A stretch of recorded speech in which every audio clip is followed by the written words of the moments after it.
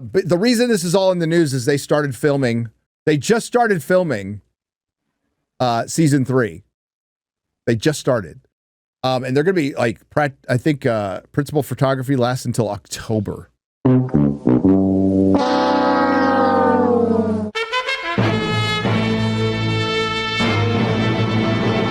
Ryan Condell, the showrunner for House of the Dragon, started this with Miguel Sapochnik, and George R. R. Martin was heavily on board with this, including providing some context. And that's why I believe we got a really good season 1.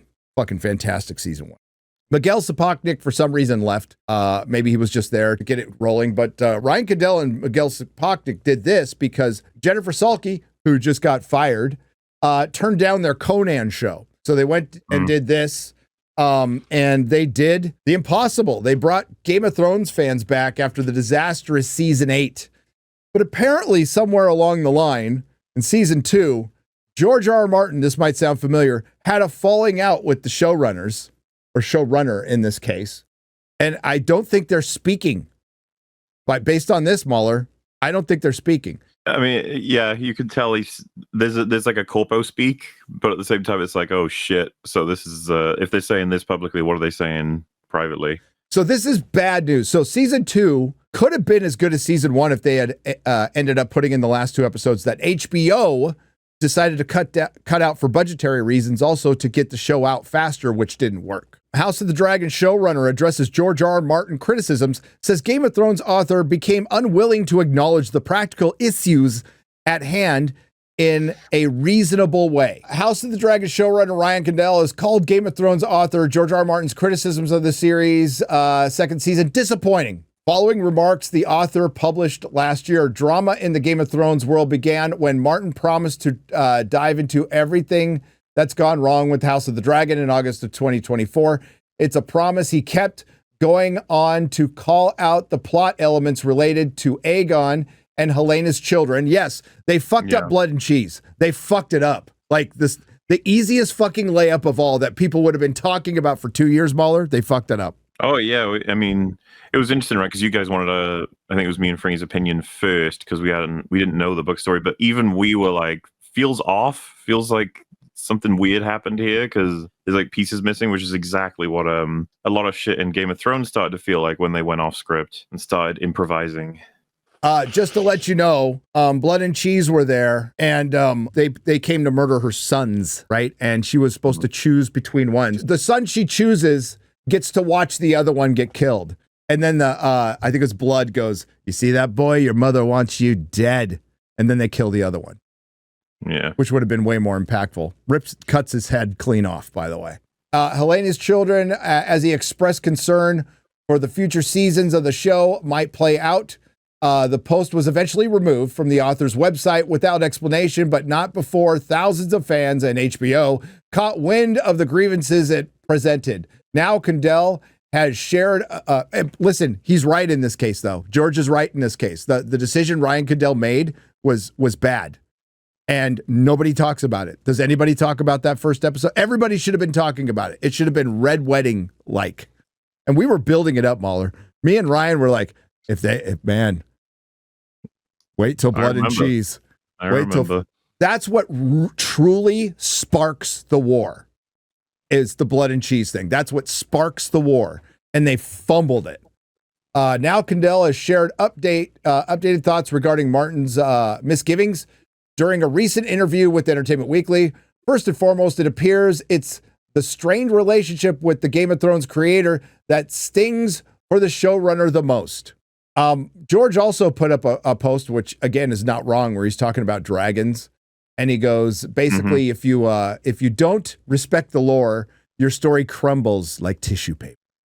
He explained, "I will simply say I've been a fan of A Song of Ice and Fire for almost 25 years now, and working on the show has truly been one of the great privileges of not only my career as a writer, but of my life as a fan of science fiction and fantasy.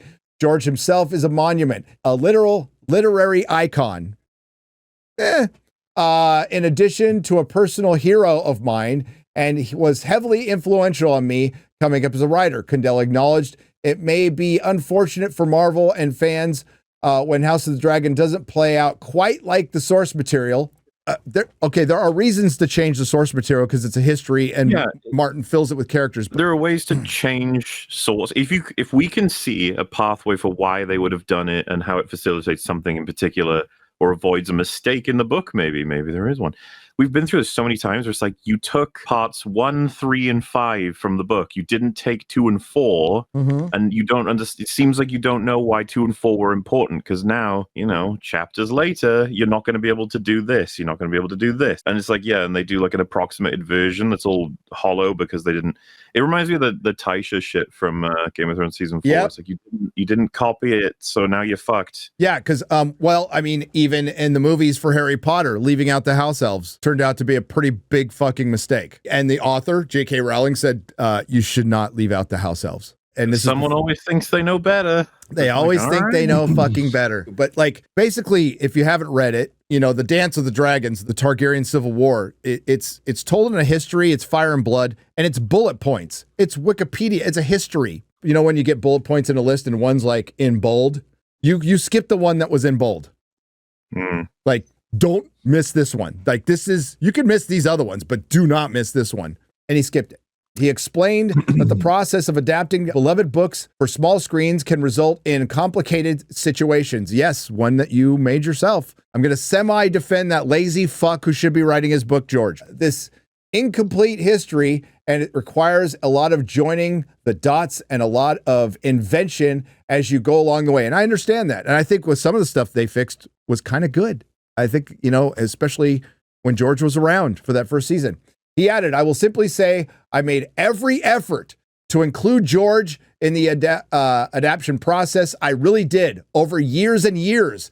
And we really enjoyed a mutual, fruitful, and I thought really strong collaboration for a long time. But at some point, as we got deeper down the road, he just became unwilling to acknowledge the practical issues at hand in a reasonable way.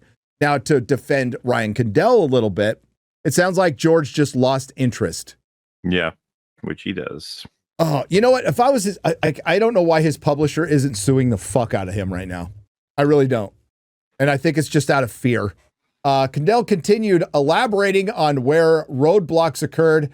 And I think as a showrunner, I have to keep my practical producer hat on and my creative writer, lover of the source material hat on at the same time. And at the end of the day, I just have to keep marching on, only on the writing process forward, but also the practical parts of the process forward for the sake of the crew, the cast, and for HBO, because that's my job. So I can only hope that George and I can rediscover that harmony someday. So they're not talking. No. Which is bad, because as lazy as George is, he needs to be there. And this is what happened with Dan and Dave. Yeah.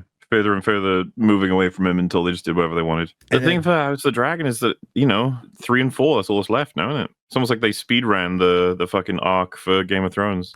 I don't have high hopes, man. The Battle of the Gullet, though, is supposed to be the biggest battle ever shot for television. And it would need to be. It can still be good. There's like a couple things here. Like the spread of the budget for season 3 it's going to fuck something. 100%. I'm inclined to believe that they're going to be spread so thin with it because they've just started filming it, right, or something like that. Yesterday. Yeah. So I don't know. My faith has been quite significantly lost in what's going to happen next thanks to those decisions. Yep. It's not looking good for House of the Dragon. Not looking good. Oh, well. George, you have more time to finish the book now that you've destroyed all the relationships you had in television. You have no choice, but since you were locked in a cabin for an entire fucking year during COVID and you couldn't finish the goddamn book. Nerdrotic.com. Please subscribe.